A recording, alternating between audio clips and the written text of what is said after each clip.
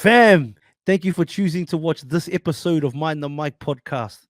Before we get into it, though, I need you to hit subscribe. And not just me, the whole Mind the Mic podcast family needs you to. Maddie, Uncle Pete, Stu, Leka, and of course myself, Shubz, and anybody else that's on board by the time you watch this video, we need you to hit subscribe. If it's your first time here, I understand if you're a bit reserved and you're like, I don't know, watch the video and after subscribe if you want to. But if you're here and you're watching all the time, subscribe. It's not that hard. All you got to do is, if you're watching on your TV, you're like, I can't subscribe, I don't have an account. You have a phone, don't you? I know you have a phone in your hand right now. Grab the phone, create a YouTube account. It takes a couple minutes, and then you can subscribe. And when you do that too, hit the notification bell so you can get notified every time we put up a new episode. I asked this of you because we put in so much time. We've done hundreds of episodes. We plan on doing thousands more with as many amazing people as we can. But we need you to subscribe, fam. Big love to everybody that's been watching. Big love to everybody that's been supporting and anybody that's just arrived. I hope you enjoy the journey, enjoy the episode, and subscribe. Hey, welcome back to another Mind the Mic podcast. I'm your host, Shubz, here with a very special guest of the ink world, the tattoo world, and even a few other realms I'm sure we could get into along this journey. Chris Showstoppr, how are you, brother? I'm good, thank you, brother. I just want to say thank you for having me on here on your show. I've been watching a few of the videos, man. It's fucking awesome. Really cool what you're doing, bro. Good on you, man. Hey, grateful, my man. Grateful, appreciate it, cuz. And yeah, I'm just trying to connect with as many I find interesting people as possible from all walks of life, no matter where they are in the world.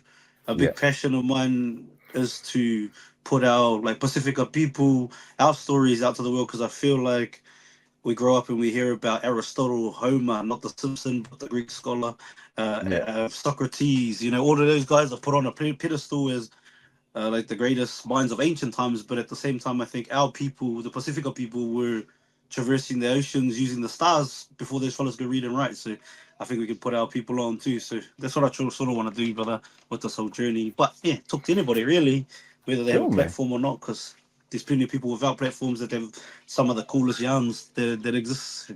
Yeah, thank you, my brother. No, and for people who don't know you, brother, can you give us a little background on yourself? Well, my name is Chris. I'm commonly known as Showstoppr in my industry, in the tattoo industry. I've been tattooing for about 15 years now. I started 2009 back at home at the old man's place. Started in the kitchen and then made my way to the lounge. So he kind of just split half the lounge into a studio for me. And then I was working out at home for a while. And this is over in South Auckland, Otara. Yeah, and also home for you. Yeah, also fucking up the Auckland Blues. We just we beat the Chiefs. Hey, congrats, because I'm a Chiefs man myself, but congrats, my brother. Congrats. Sorry, that's what it is, because he finally took a long time. 20 years, eh? 21, bro. 21? Oh, yeah. If I was at 03 that 2003, Carlos bro. The boys got that dub. Me and my brother were back in NZ. We watched the final, and then after we won, we started walking the streets singing like "We Are the Champions." Yeah. And we walked all the way to the dairy, one of those dairies that open like 24 hours, and we bought like a couple pies, couple chips, and those jolly drinks. They used to be $1. I had like a $5 feed, and then we just ate outside the library, and then we just kept walking and just like celebrating that we won. Yeah. This was all while we were still in school too.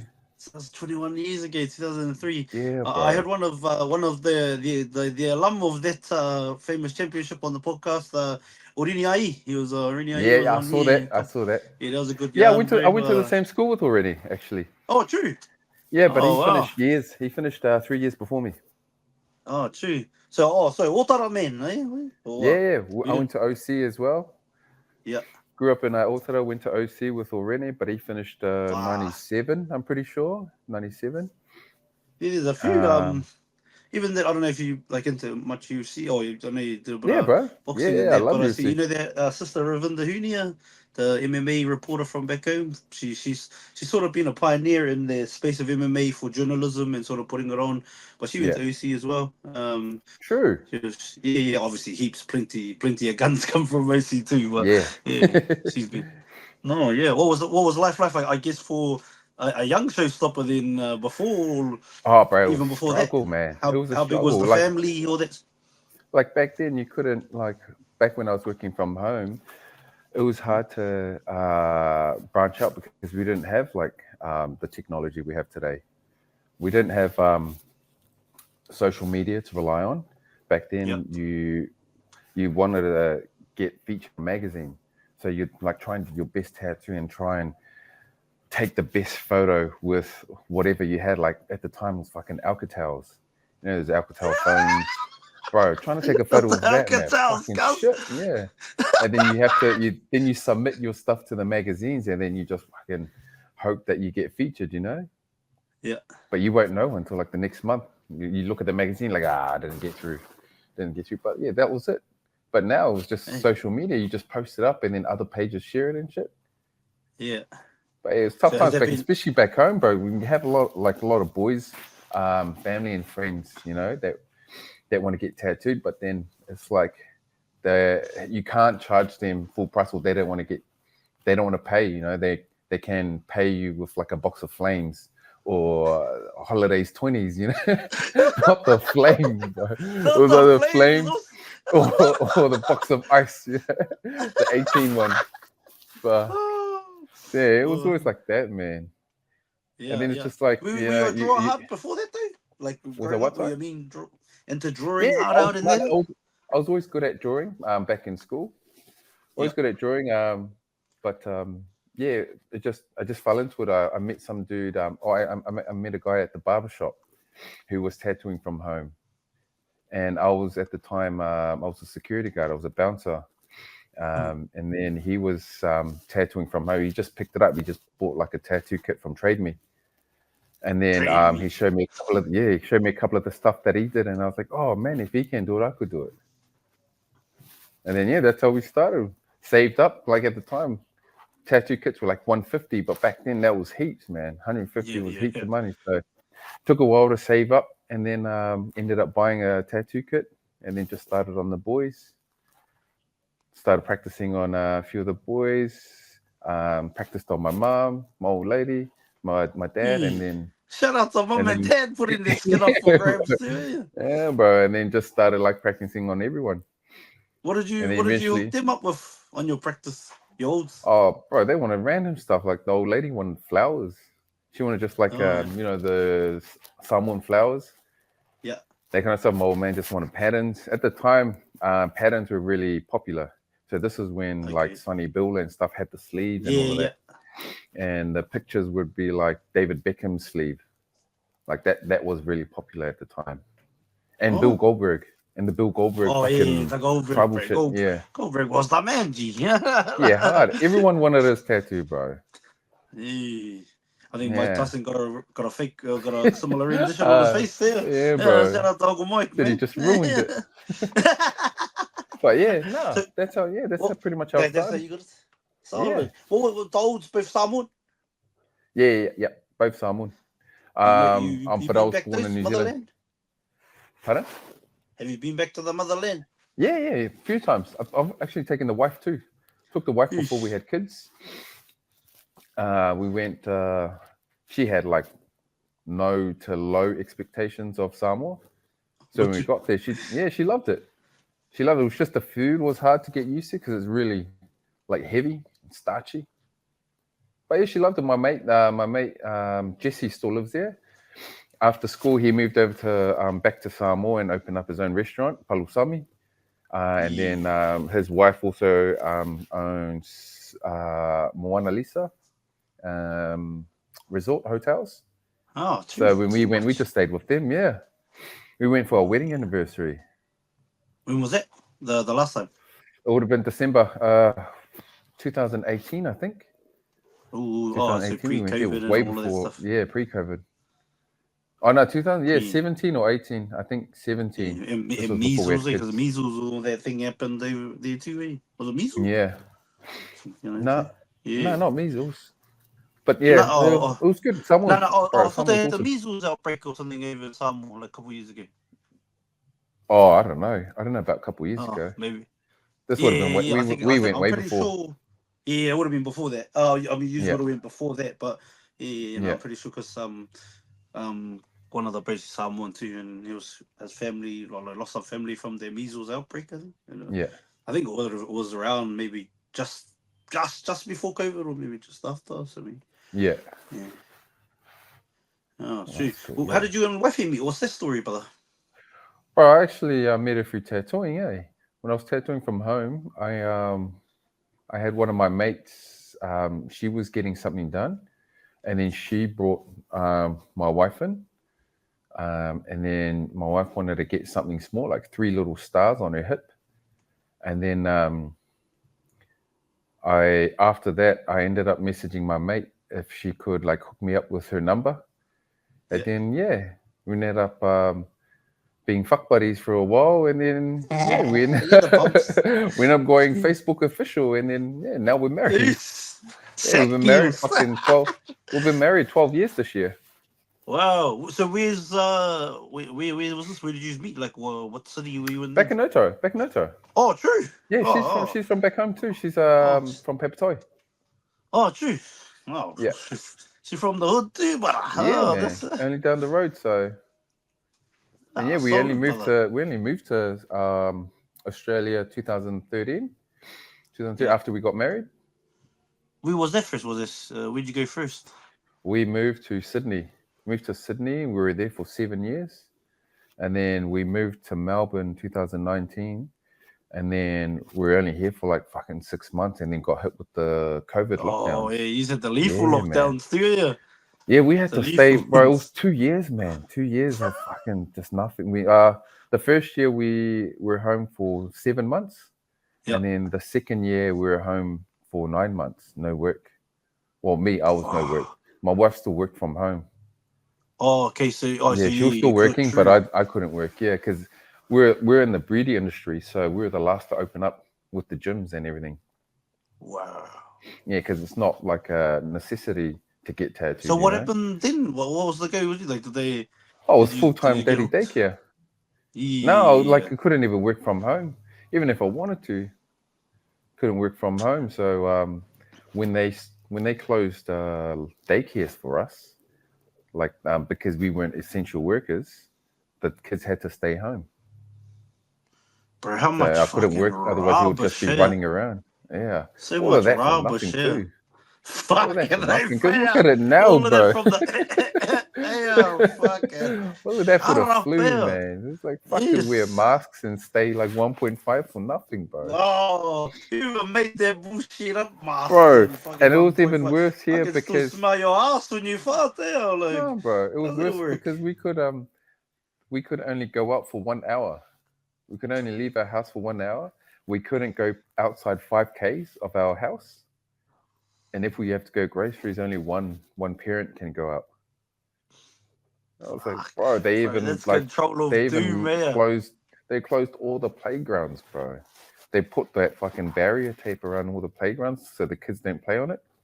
Bro, it was fucking shit, no shit 2 years. Yeah, and you can't really like when you look at things like the Westgate Bridge when everybody like went on there and stuff. Yeah, bro. You can't like you can understand why, cause like fucking Yeah, bro. how So many fucking dudes went annoying. through depression, eh? So many dudes went Yeah, through I bet, depression cause those lockdowns, man. And 100%, bro, of course the media doesn't like televise any of that shit, you know? Nah, hell no. Ain't give a damn Yeah. about that, G. It's all about No. as long as they pushing their right narrative that follows their page. Yeah, man. You know? That's all it's about, my brother. Yeah. But the good thing was like fucking the good positive out of it for us was like it made me and my son closer together, you know? Because we were spending all day every day. And then we're like, how old are your little ones? And how many you got? I got 2 now. So my oldest is 5. He's turning 6 in a couple of months. My youngest is 3, just turned 3 this year. Oh yeah. Oh, Yeah, so your so oldest is school that the one and that you got the cool gender. tat, the reveal tat? Is it that one? Or... Yeah, yeah, the on my arm, Yeah, the yeah, gender yeah. reveal one. Yeah, Yeah, bro. gender reveal tat. Yeah. Well, After that, I was like, how did nah. that story? What did that happen? Like, what Bro, did you end up so with? my we had the gender reveal. We had a dinner. My wife already knew the sex, and she organized the balloon. So we had a balloon, and Oh, we okay. went out to dinner with my two brothers and their partners. And then one of my brothers, his son, was playing with the balloon, being a two hands. And then he just fucking grabbed it, and then he fucking let go of the balloon. And Oh, because we're at he's a off, so restaurant, he didn't, yeah, bro, he didn't even pop bro, it, it just was went. on. We're outside in the beer garden, and then it just went, and we just watched it go past the trees. We're like, oh, please pop on the trees, but it didn't. It just kept going up the sky. And we're like, fucking hell. Shout out And to then the Neff, man. and then we the next day, like the wife was like, should I just tell you guys? I was like, no, just we'll figure something else out. And then the next day she ended up tattooing me. We're Oh, just like, shit. oh, just do a tattoo. I'll look away. We'll do the foam reveal, and then wipe it away, and then I'll see what it is. Oh, yeah. So she's a tattooist too, brother? Or... Nah. That's why it looks shit, bro. No. That's why it's fucking crooked as lines. But yeah, no, she's not a tattooist. No. Yeah. But because this doesn't usually, with those gender reveals, I've never done one, but doesn't like one of someone else know, and the mum and dad don't usually know? So she already okay. knew. She found out the sex when she went for the scan. Oh, okay. She's a scan, and then they put it like in an envelope, and then she like figured it out. Oh, like found out the sex, and then organized the balloon and everything. Yeah. Yeah, fucking fail, bro. It was just one of those fails that we should have recorded, you know. What did you learn in that period, the COVID period of being daddy daycare? What's one of your biggest ways to think back? It was a struggle, bro. I learned how mentally strong you got to be, you know. How mentally strong you got to be, and learn a lot of patience. A lot of patience being with a little one, you know. And that was pretty much three of them by the daddy daycare, to three of them every day for a couple of years, because I understand. Yeah, 100. bro. It's hectic. You learn heaps about yourself. Yeah, you learn heaps about yourself, bro. And I think you learn heaps off of them, eh? Like, not just off the situation, but off of them. Like, you know, we teach them, but they teach us. If you're open to learn as much as you teach them, if not more. But you also learn appreciation for like the stay-at-home moms, or like fucking, you know. Wait, that's exactly all the grandmothers that do like even daycare and teachers and shit. Yeah, bro. You know, the grandmas that do generations, like they look after all the grandchildren. Yeah, bro, that's it. Yeah, bro. You just have so much more appreciation for them. Yeah, and shout out, man. Like, they built, like, and I can understand too, like, because I think what's it called, that postpartum thing happens to a lot of women, and it's probably. I think about all those grandmas back in the days. Like, I don't even think they had time to be depressed. You know what I mean? Bro. Like, they probably were, but like, you know, just. Or I don't even think they knew about depression. That was just like a feeling, and like, you know what, fuck, shrug it off, you know. Keep going. Yeah, but that's the thing. Me and the next one. But that's like that's kind of the thing with like the old school and trying to break that sort of stoicness. And not showing like so much affection, you know, to the kids. That's what we kind of have to break these days. Like, it's good that like we're strong, like they were strong back then, but you know, I don't think we're that bad, but we didn't really have that much affection shown towards us as kids. Fuck no. Yeah, bro. And now it's like weak. Yeah, bro. The love across it. Yeah, I got the love across the hands, you know. Yeah. The affection with the fucking tea kettle wire. Fucking tea kettles, fucking vacuum cord, everything. Yeah, fuck that, bro. Okay, even that too, to kind of break, man. Yeah, 100%, 100. I think even I'm sitting daily, and I think, fuck, that's something rears its head. I'm like, oh, I gotta get rid of that. It's not something, you know what I mean? Like, but learning, brother, it's a journey. Life. Yeah, hard, man. Yeah. Even me, but you know, when like you just get the crack for no reason, or get a fucking like fuck it. But just cause like fuck, I still don't know 30 years later what the reason was. Yeah, bro. You're like, what the fuck was Like that those for? ones, And then you think about it like, oh, that dude must have just been angry. He must have been like, angry and just took it out on me. Like, fuck, Oh, I ain't gonna just be punch like you that back. to my kids, man. Yeah, I'm gonna be like that. Can't. Yeah. Like I just bro. can't fathom like trying like being like that for. I always try to make a point of that too, because like with my little always like if I ever whatever you know, because you gotta fucking drow them in whatever here and there. That's life. Yeah, still gotta discipline but give them a reason. Hey, yeah, bro. Still gotta discipline them, but like gotta have some like boundaries there. You can't just like fuck, like if you're watching the Chiefs game and then fucking Blues scored another try, just look for the fuck. Boom. Yeah, or like watching the Warriors. What was that for? I don't know. Bro, another same night, bro. The fucking Wives too, bro. Yeah, fucking last week's game. Oh my goodness. And then you talk to your family. You talk to the family that like got off the train ages ago. They're like, oh, you see, that's the Warriors. They win the game, good. Eh? Oh, up the Warriors. Shut your mouth. Yeah, you don't want to be here when we're losing. That fuck off. Hard, bro. That's fucking Waz are a hard team to support, eh? The hardest, my brother. They're a the hard hardest. team to support, bro. But they're the baby. But when you get a bit of success, it feels the best. Hard, eh? This is our year, bro. This is our year, This is our year, bro. Oh, shit. And then make it worse because I came up with this dumb idea to watch fucking the games with my homies on here every week live. So yeah. Last week I'm trying to find out how to make my reception bung out. We're gonna stay for the whole hiding. Fuck, the birds are trying to leave. Oh, geez. They're the hardest one because I don't. Fuck, that would have been the worst one last week too. That would have been the worst one. Oh, the worst. And then when like the boys aren't even talking about the game no more. We're just talking to each other. One of the boys just turned the TV off and we're just yarning now. Like he's like, oh, the score. Like, oh, bro, who cares? Fuck. Nice. Oh, and I seen I don't know if you've seen Sean Johnson put out their post about people being keyboard warriors or whatever. I don't know if you've seen that. No, I didn't see that. Yeah, but he put up one just a lot of people. Like, he screenshot a few comments and put them up in like a little collar, or a little swipey swipe on Instagram. Or the comments, he said like I see the comments too, but he said like that doesn't hurt this time around, but it might to the next person. I'm at a stage in my life where 80 minutes of football doesn't define who I am, and I thought that was a cool rebuttal to the comments. And then they like, but then at the same time, I understand like it doesn't make it right either. But I think if people don't have these opinions and some of them are stupid, whatever, and like they do have lives and they are players, but that's how like the money fellas make and all of that kind of stuff, which is okay, go hard, make your money. But it comes with the territory because if people don't have opinions, you might as well be just playing locally at football down the road. You know what I mean? That's the thing with social media, eh?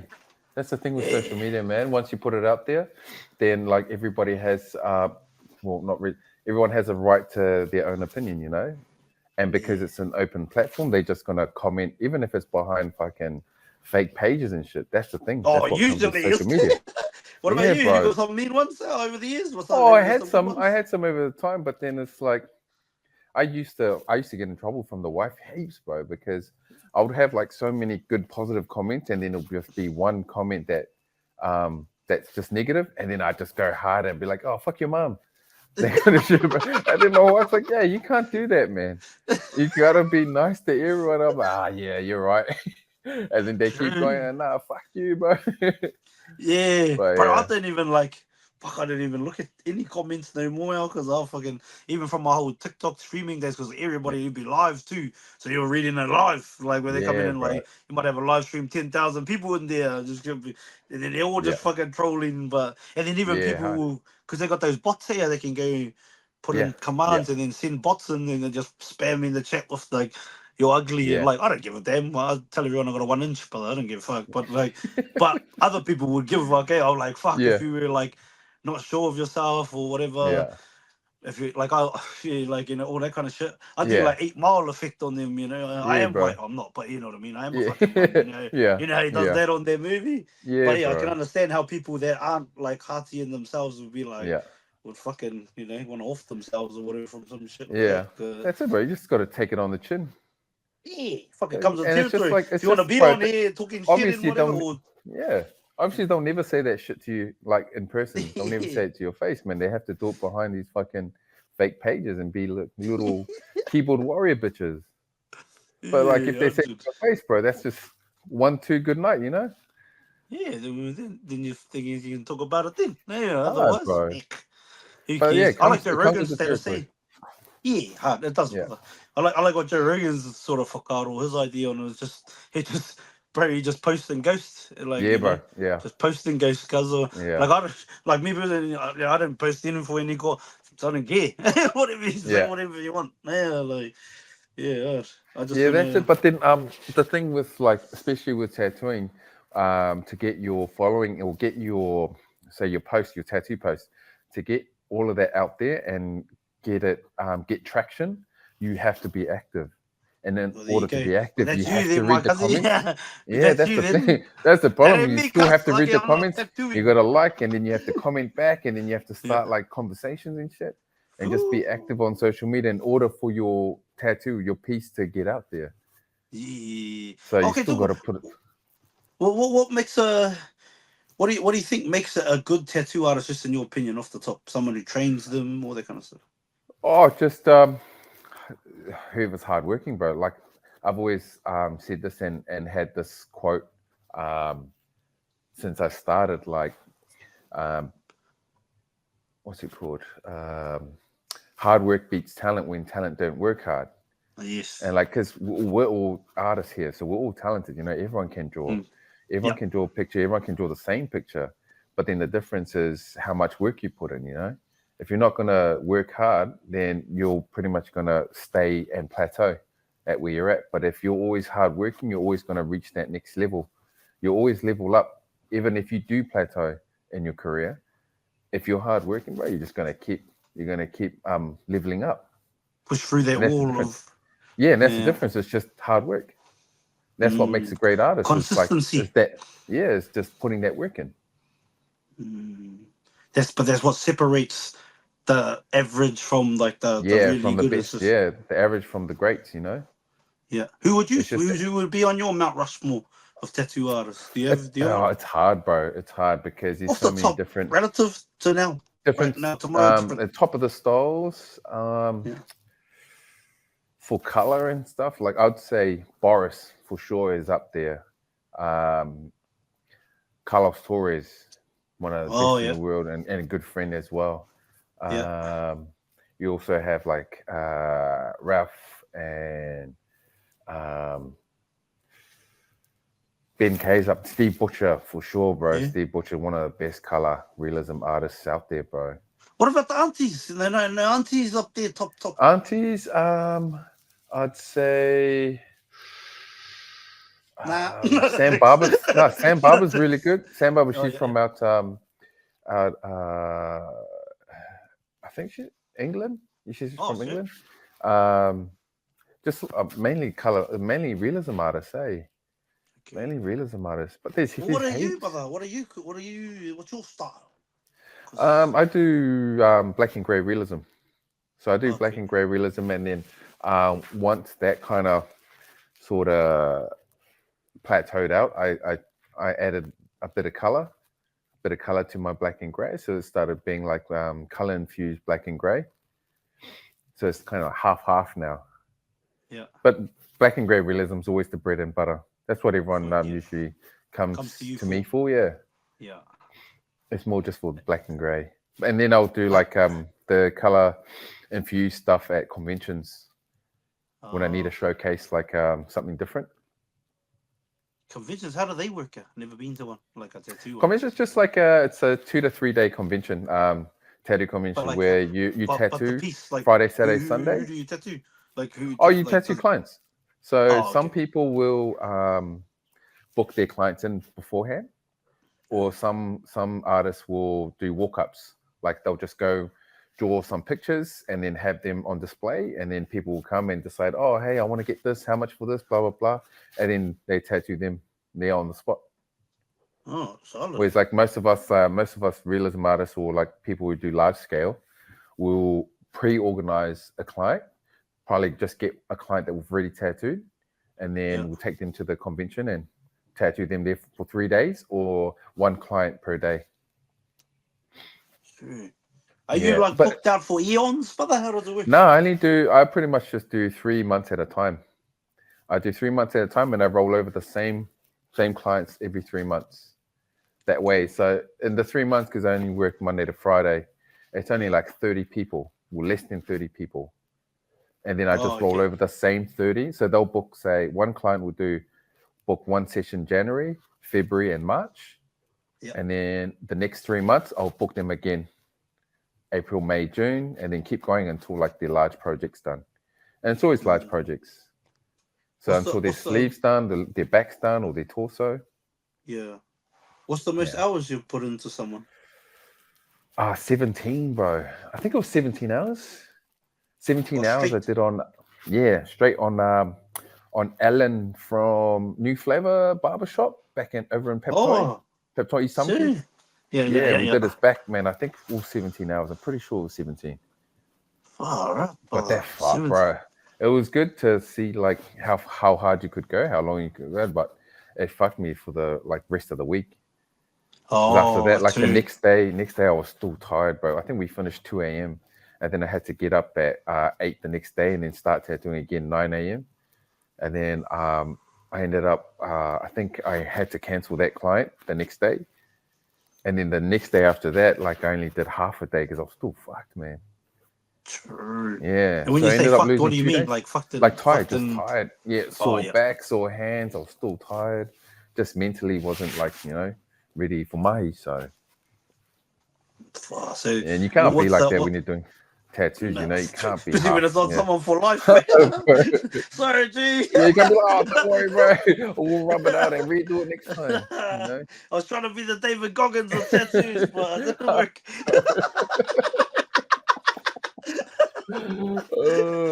Far out, man. 17 hours, though. Like, what was the hardest part of that 17 hours for you? Would have been the last 2 hours. The last 2 hours. Just when you're just tired and then you just want to get it done, Yeah, but you got it done? Yeah, we ended up getting it done. Yeah. Ended up getting done and it was good. But then, it just wasn't worth it the next couple of days. When you did it, when that was coming up, did you know you were going to put in that much time into that day? Nah, I didn't know it was going to be full day, like full day and night. Yeah. I said, we'll try and get as much done, but then he was keen to just carry on, He was like, so is that what it is for you? Yeah, I was tap out. Yeah. It was just like, he didn't tap out. And I was like, we'll just keep going then. And then we just kept we'll design, get the design ready and then just chuck it on and then start tattooing again. What an arty cunt too, like 17 hours. But he was good too. He was prepared, man. He had like all his meals ready to go. He had his iPad charged, phone, headphones. He had his snacks. He had everything ready to go for the whole session, for like the whole day. Yeah, he was prepared, man. Where's the weirdest place you've tattooed? Weirdest place? Probably like the palms, bro. The hands, the fingers, the palms, the lip. The lip's probably the weirdest. Yeah. Probably the hardest to do would be like in the thighs, groin area. What is that? It's just fuck skin and just the angle. Just the angle you have to kind of like bend and tilt to the side to try and get the in. smell sometimes also. Yeah, bro. Yeah, bro. Any tips out there for people who are getting inked, like when it comes to that kind of sort of thing, to make a job easier or like more enjoyable? Just gonna have to go through it, bro. Everyone has to go through that experience, just to find if you're gonna do it, you have to I mean like cleanliness and then like preferably wash your nuts, I guess. You mean like for the clients? but for the clients and you being the tattooer, like the one that's giving them, like you having to. Oh yeah, bro, fucking shower, bro. It's not hard, you know. It's not hard. You just turn the tap on, get under the water. Don't hide from the soap, bro. Yeah, we're not playing hide and seek with the soap. You got to find that soap, put it on your body. It's not hard. Yeah, bro. Just a quick shower before you come in, and that's it, man. Just wear some clean clothes. Yeah. And that's it. Do you do many like your traditional like Samoan designs? No, I used to, bro. I used to. So like when I was saying, back when I started, the Sunny Bill sleeve was really popular. Like so back then, I was doing a lot of Polynesian patterns, a lot of sleeves and stuff. A lot of island patterns. But then it was the market for island patterns. It was just too saturated with like really good artists. You had like your Steve Marchings, your Andes. He's the one that did Sunny Bill, Steve. Yeah, Steve Marching. So there were so many good like Polynesian artists, man, and like my Polynesian stuff wasn't that great, bro. It was like fucking, it was techie as. But then I thought, fuck, I had to like do something different, you know. So I went straight into realism, and then I was like, oh, let's just do some realism, and then try and separate. If I'm gonna do Polynesian patterns, I'll have like the realism as backup. And then try and get good at the realism stuff. So that's why I ended up doing like I'll do a lot of the Polynesian stuff during the day, and then all the stuff I wanted to practice, the realism stuff, I'll do after a full day session. So I ended up doing like double days. Oh yeah. So it was like most of the days I'll be doing I'll work 6 to 7 days, and then 2 of those 2 days a week I'll do double days. So I'd work 9 to 5, and then after I do the 9 to 5, I would work like pretty much 6 to midnight or 6 to 11, and just to keep like fucking practicing on stuff that I need to work on. Yeah. Yeah. And then when did you fully just become the realism guy? Wasn't for a while, man. It wasn't for ages. Like it started getting really good in New Zealand. Got some good traction, and like was getting a lot of consistency with the work. And then we ended up moving to Australia, and then it was just like starting all over again. It was just doing all the small stuff, and then trying to get clients. The hardest part is getting clients to practice on, especially when you're moving to a new country, and there's just no one who knows you, you know, no friends. So a lot of the time back in NZ, I was practicing on family and friends. So that's when it was like, you know, I was doing cheaper rates or doing it for free just to get the practice in. Just to get the reps in. Yeah, hard. And because they're family and friends, they trust you, you know? Yeah. They trust you at the time. But then now they're like, they see all my stuff now. They're like, hey, man, you need to fix this shit. Nah, man, you keep that. That's what your box of flames got. Yeah, that's right. For that box of flames, cuz. What kind of music were you into growing up? Rock. Was into rock. Oh yeah. Rap. Reggae. Like what kind of rock? When you say rock? Like pop rock. You know, like the fucking Creed. Oh, Nickelback. Yeah, Creed and bro, Nickelback and all of those fellas. Eagles. One Last Breath there. Yeah, bro.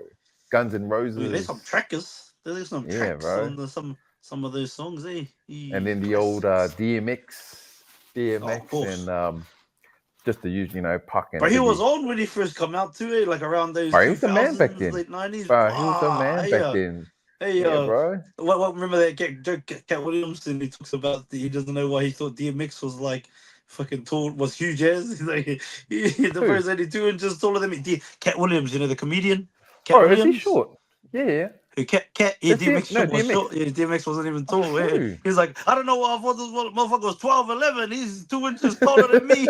And Cat Williams short as. He's like, but the way don't know what you're barking for. What are you trying to bark like a dog? You fucking little, bro. Yeah, but it was at the bubble How, bro?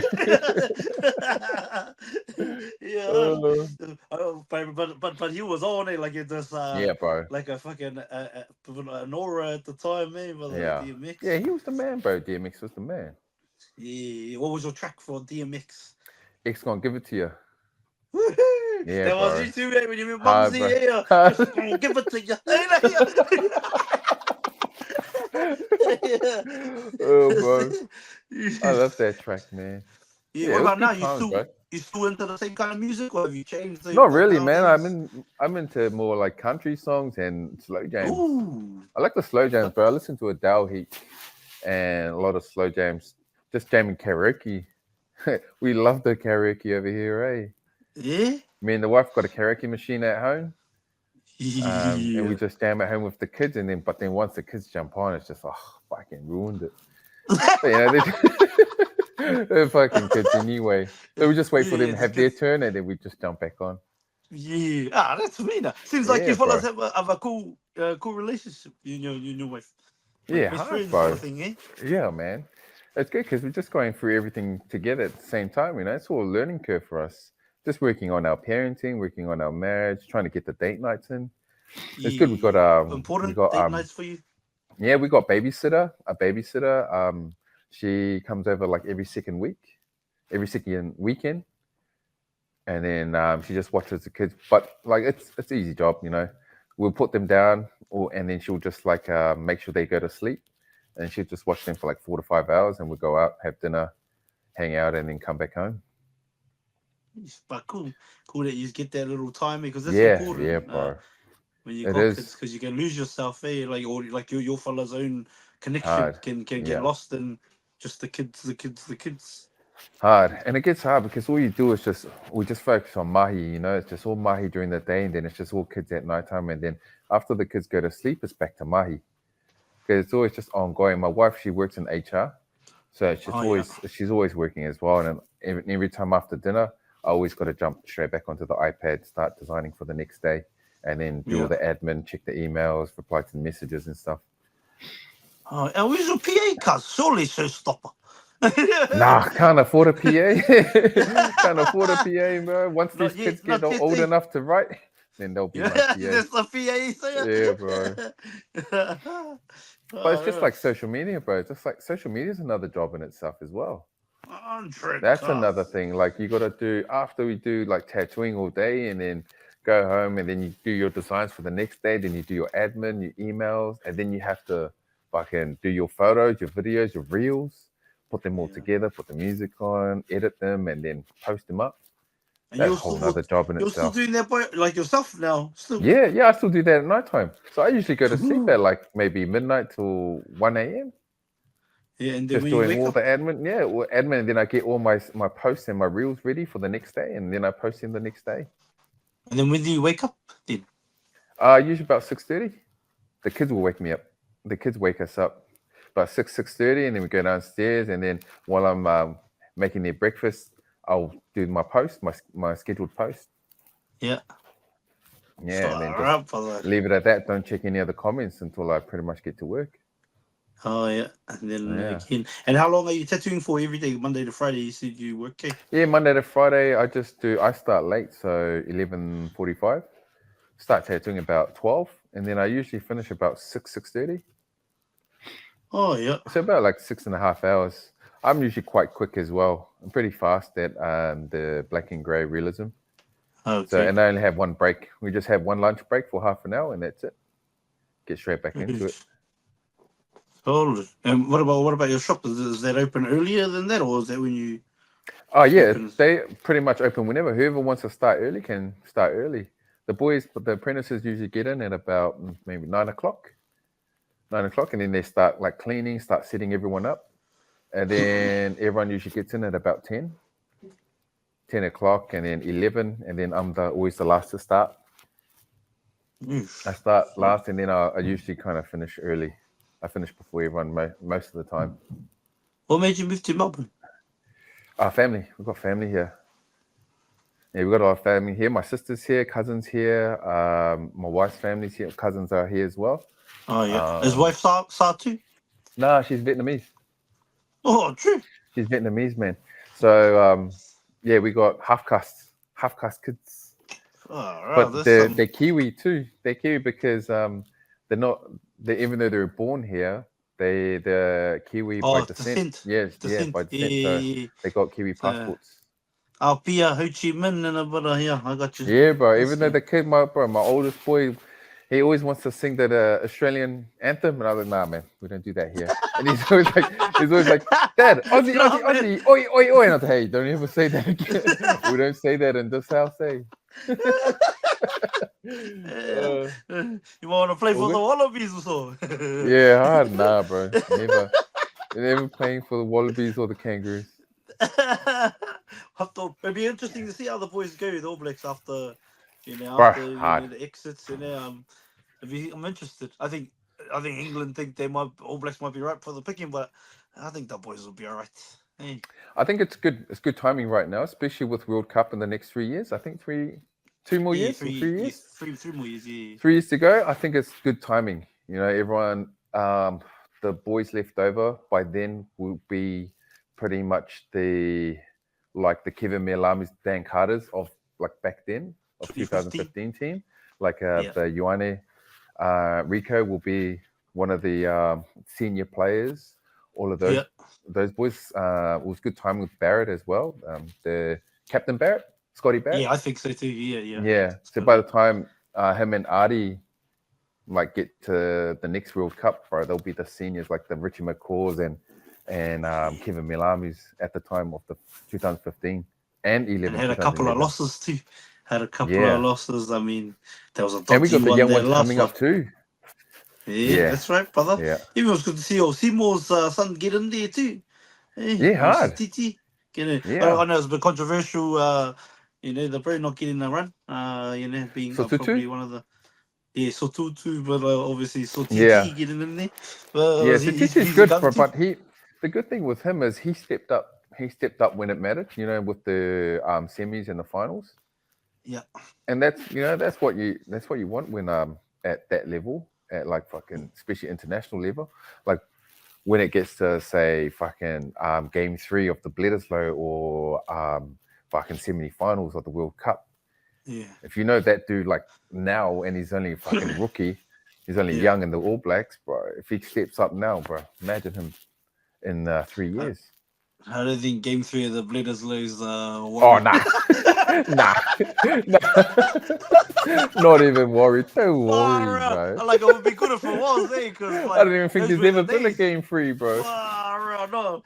But back in the days, remember when the Aussies used to back when Stephen Larkin, Larkin and Gregan were playing, bro. Bro, that was 2003 or something. That was over 20 years ago, It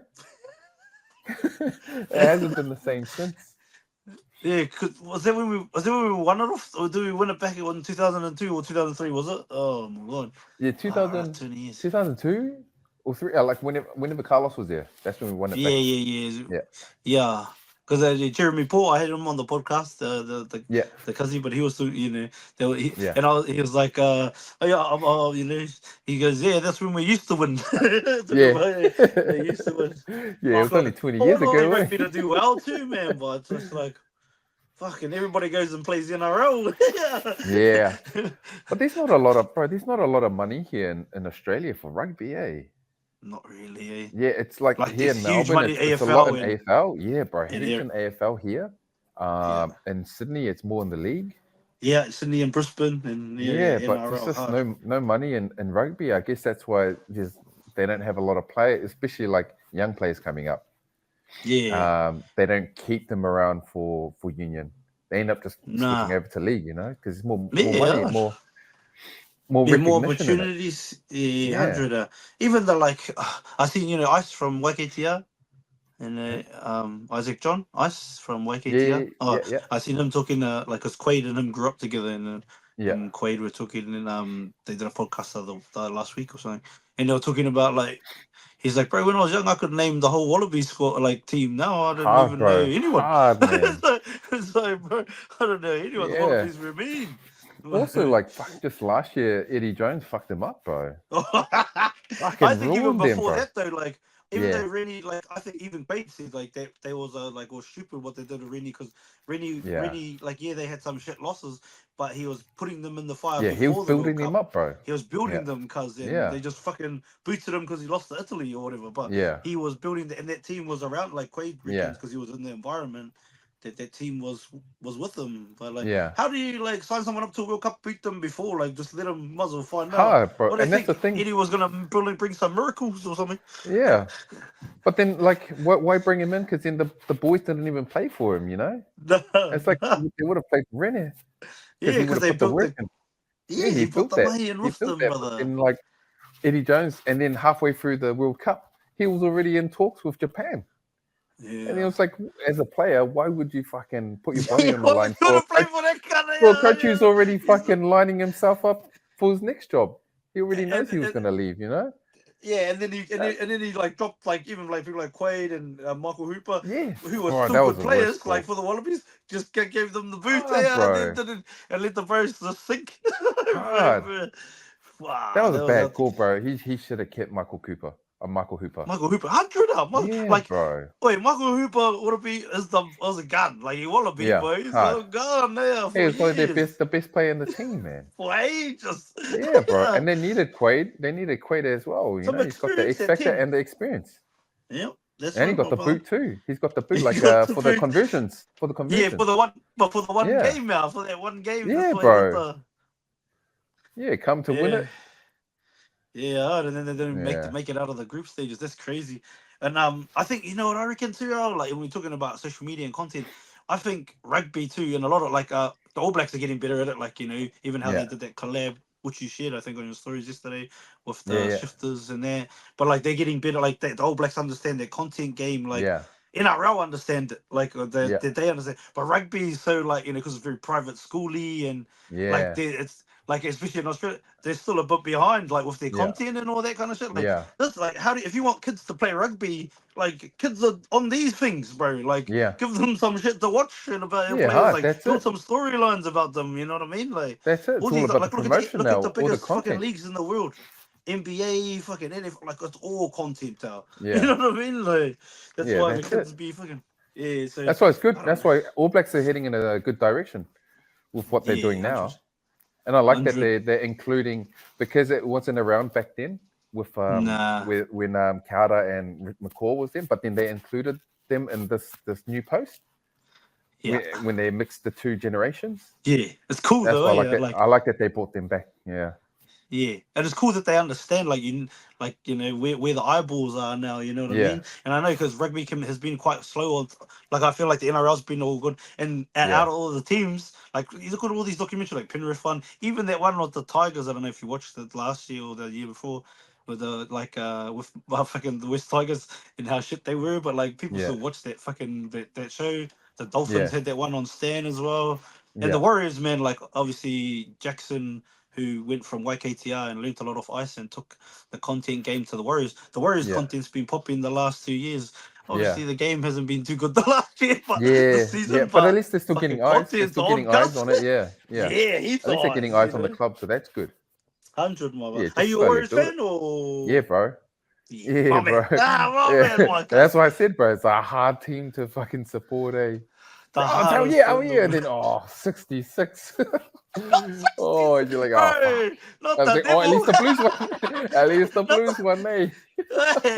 He could fucking up. But even that, like, because they had years of fucking playing like the Warriors a bit too, the Blues for a while. Yeah, bro. Wow. Yeah. Even that one when they won all those games in a row, was it like 2 seasons ago? And then in the final to the Crusaders, the Blues when they won those like 12 games in a row or whatever they won. They did what the Hurricanes today. Fucking Hurricanes, bro. My brother goes for the Hurricanes.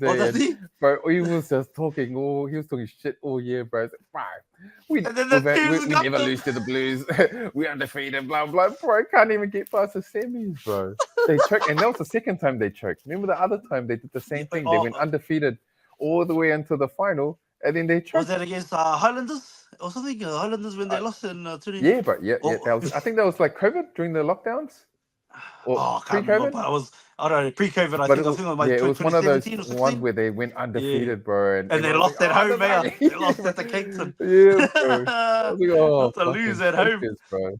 Yeah, but 100.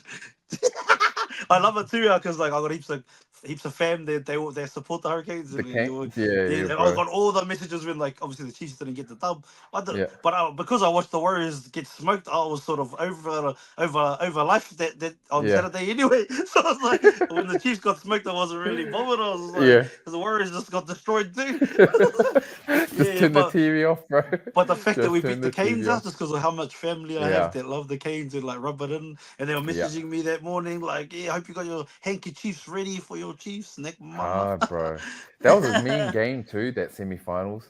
But I reckon that was the Chiefs' final A. That was their final A. They emptied it out on that game. That was their final. No.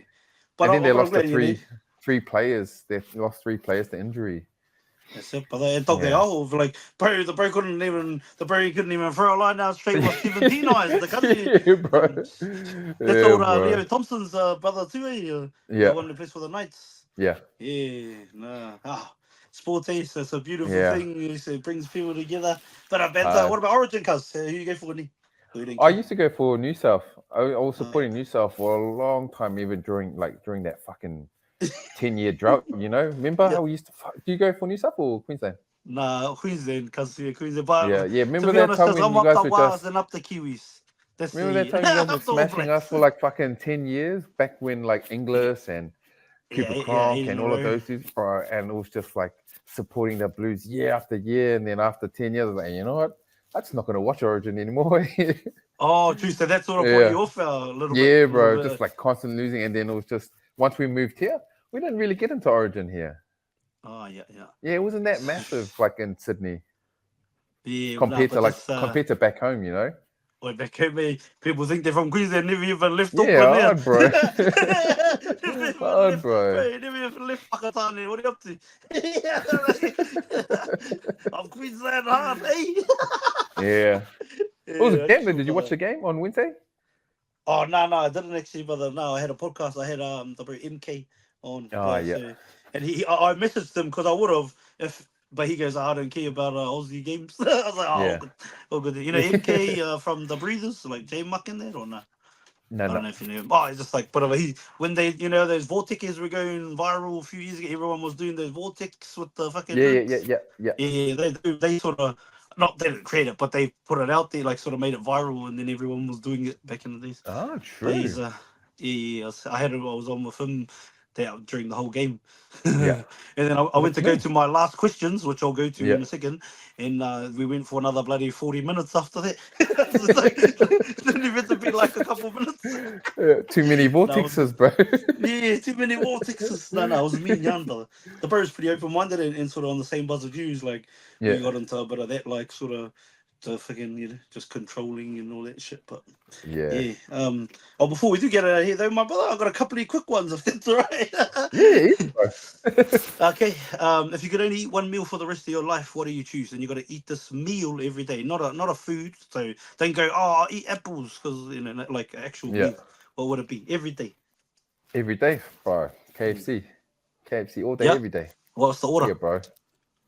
Oh, family pack, bro. That's family pack, bro. What flavor are you washing it down? Coke Zero. You know, because it's the balance. Because it's got no sugar. But you eat all that KFC, and then you have to have the no sugar because it's low carbs. I don't know, bro. Just that sort of think like that. Yeah, bro. That's how we stay skinny. You got a balanced life, bro. The thing cracks me up when the fams are like, bro, I've been drinking low carb beers and I'm not losing weight. Like, bro, that doesn't make you lose weight. What you up to? They drink the low carb beers all night, and then they go to Macca's or get a kebab at the end of the night. Fuck, what a waste of time, bro. Or they go in the boiler pot and have a whole loaf of bread with it. And then they put butter on their fried bread like this. Okay. That's so Why am I not getting skinny? Yeah, solid. But the superpowers, besides all the superpowers you have, which one would you choose, or maybe even create? If you want to create one, can I just copy someone's? Yeah, go ahead. Can I have Goku's powers? Goku's powers. Oh, yeah, like the whole thing. Bro. The flying, the fucking everything, the powers, the teleporting, the Ultra Instinct, the Super Saiyanness. That was the best answer out there. Holy rip. Bro. You just I'll just can take I copy someone? Goku's overall powers, bro. Goku. Yeah, bro. Yeah. So I guess is that your favorite cartoon of all time or not? Nah, bro. It's actually Vegeta. Oh, yeah. Dragon Ball is my favorite cartoon, but Vegeta's my favorite. Why Vegeta your favorite character, but you want Goku's powers? Oh, because Goku's got better powers, bro. He's got better skills. But Vegeta, bro, he's all mana, bro. Vegeta's all mana, bro. He's hearty as, bro. He's hearty as. Like if Vegeta had Goku's powers, bro, he'd be the heartiest. He'd be unstoppable, bro. He'd be the man. It's just, bro, that dude's just all about honor, you know? It's all about mana. Whereas Goku is just all about fighting the strongest person, like trying to get, fight the next person. And then, bro, if you think about it, Goku's a pretty shit dad, you know? He goes out, he fights all these dudes at other worlds, and he doesn't look after his kids, bro. Look at those kids, bro. He keeps his kids at home with his fucking wife, and then he'll die and go. And instead of coming back, he'll go somewhere else, bro. He'll die and he'll stay in another universe, bro. The man just wants to go everywhere else. But look at Vegeta, bro. He stays home, he trains, he looks after his kids. He raises Trunks, bro. And there's a mean scene. Bro, I got Vegeta tattooed here, bro. Okay, yeah. That's Vegeta. So this is the scene. This is about my wife. So this is when there's a god. There's a god called Beerus. He comes down to Earth, and then he demands all this shit, and Vegeta drops his nuts to him because he knows he's like one of the fucking strongest dudes in the universe. And then he's like, fuck, he bows down to him, and then Vegeta's wife starts mouthing off at Beerus because she doesn't know that he's like an important god. And then he backhands her, bro. Beerus backhands his Vegeta's wife and drops her, knocks her out. And then this is where Vegeta fucking snaps. He loses it. And then he fucks Beerus up, bro. But it only fucked him up for like maybe 30 seconds. But for that 30 seconds, bro, he was unstoppable, bro. Yeah. And he did that even though he knew that he wasn't like gonna beat the god. He did it for his wife, you know? Yeah. And that's why I got this. I was like, fuck, anything happens to the wife, bro. Mama. Yeah. And it's going to just take 30 seconds, bro, and just go all out. Yeah. That's why I like Vegeta, bro. But if that was Goku, the dude slap his wife, he'll be like, oh, congrats. Thank you, sir. I'm going to go to another universe. Oh, that was one of the deep. I think it's one of the deepest we've ever gone. Fucking, we just realized Goku is a shit dad. Yeah, bro. If you think about it, bro, he's a useless. Oh yeah, he's a useless dad, bro. You're right. He's deep. Yeah, bro. Did you get into Dragon Ball? Yeah, fucking oath. That's the only cartoon I really liked, brother. Like, yeah.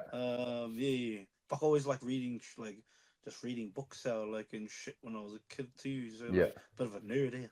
Like comics and shit, or like full on books? Nah, like actual, like learning, like fucking shit, like fucking, whether it's like fucking Rich Dad Poor Dad style shit, or fucking the Art of War, Sun Tzu, like all them kind of things. Brother, did you get into the old Greek mythology? Because you referenced Homer and Homer's Iliad. A little bit like you know, a little bit like heaps. Even some of like some of those like obviously like some of those stuff. Brother, But Odyssey in there. Yeah, bro. I like that, eh?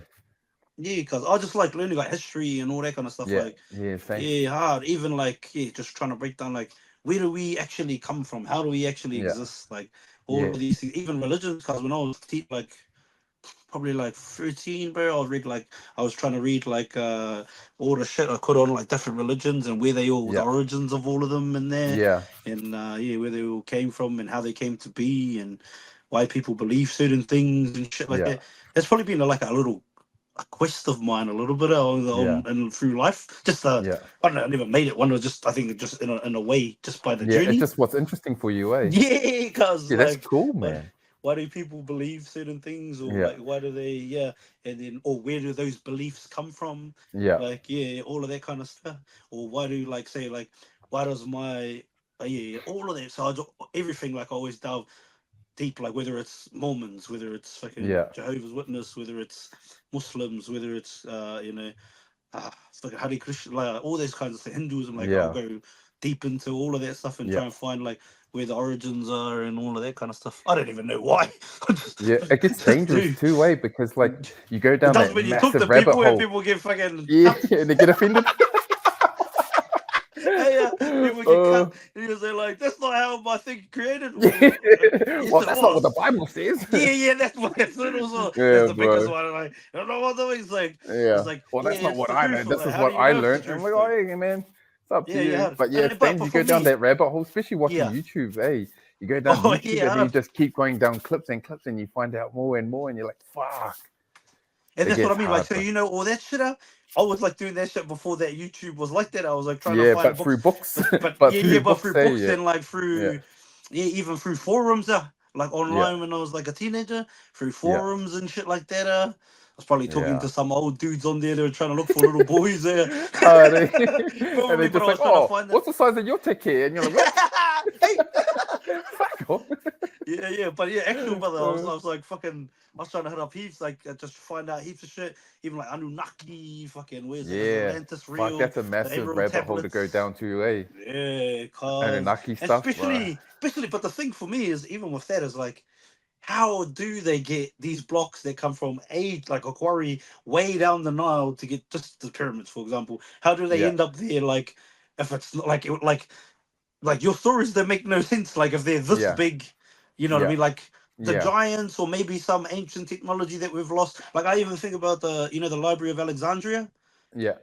The ancient library, so it was burnt in the, I don't know the year, but let's say 2000, around the year, just by 2000, around those ways. And they reckon, I don't know what Caesar it was, what emperor it was, I can't remember. But let's say it's Julius. They didn't want the knowledge to be like, they didn't want Egypt to be the holder of knowledge anymore. So he had the library burnt down. But the library contained books that came from, that were like, or every ship that came into that harbor, and that was the most bustling harbor in the whole world at the time, Alexandria. Every ship that came, all of the fucking books and that were all copied and put in that library, plus whatever other knowledge was there. Who knows what was lost in that library and all of that shit. But I think how do they exist if they can't make it with today's technology and put them there? Like, how does it get there? You know what I mean? And because we're told it happened over hundreds of years, but how the fuck do you know? Like, you know what I mean? Like, and but so when I think about it, I'm like, aliens might be real. You know what I mean? Or like that shit might be real. They might have just taken the technology with them, or they must have left it behind. But then those who are in power, like, burnt everything down and kept it to themselves. Yeah, and never shared it out. That's why there's like a massive reset. There's a massive reset somewhere where, because we don't really know what happened, like fucking, like in the 1300s, 1200s, you know. Yeah, well, we know what happened like in like the 1800s, 1900s. The but then you don't know all the way back then. Like you kind of skip past all of that, like the finer details. Yeah, have you heard the theory have you heard that theory about what's his name? I don't know. Fuck, I don't know if it's Constantine, but one of those fucking emperors or whatever, or in the Pope back in the days. Because you know how like the year is, what is it, 2024 right now? Yeah. If you were the king, because that's the Gregorian calendar, then that we go off or whatever it is. One of those, it's the Gregorian, or is it Julian? Fuck, one of those two. But anyway, yeah. As you can tell, I didn't write all this shit down. It's just in my head something. But like, but like because the whatever calendar we on, I think it's Gregorian 2024.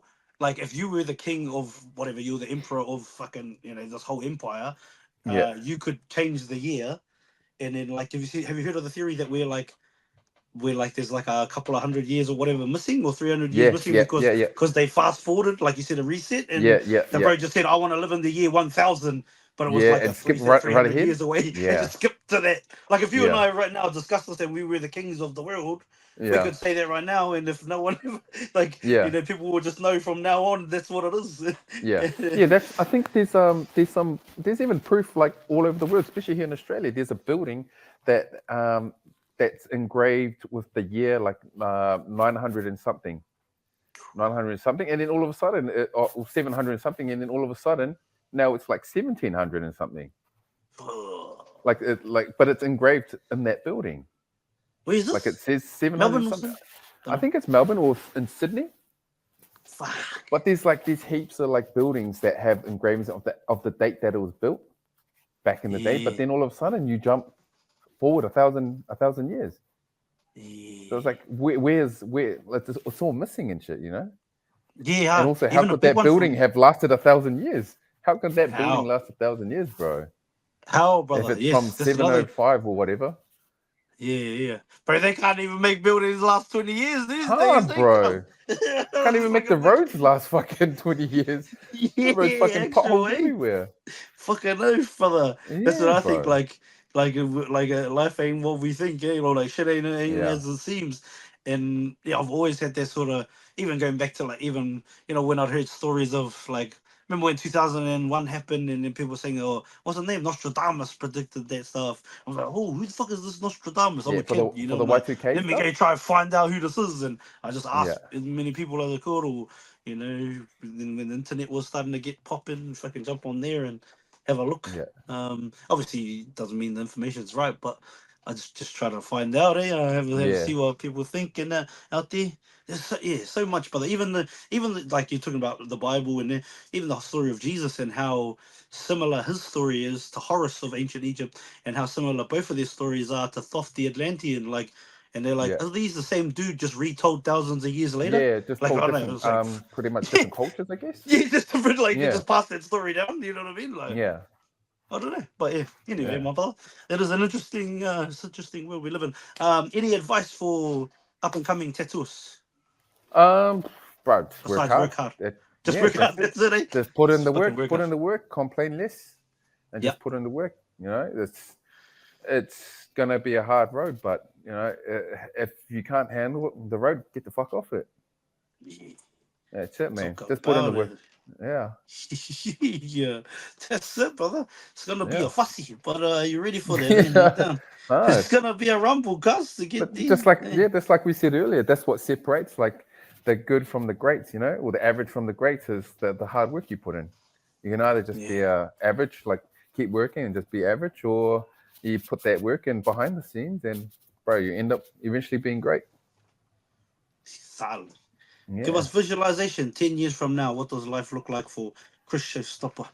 Fuck, hopefully retired, eh? Hopefully retired. I hopefully have a few studios under the belt and I can just teach. Eventually, I just want to teach and hang up the machines, you know. Don't want to be tattooing forever.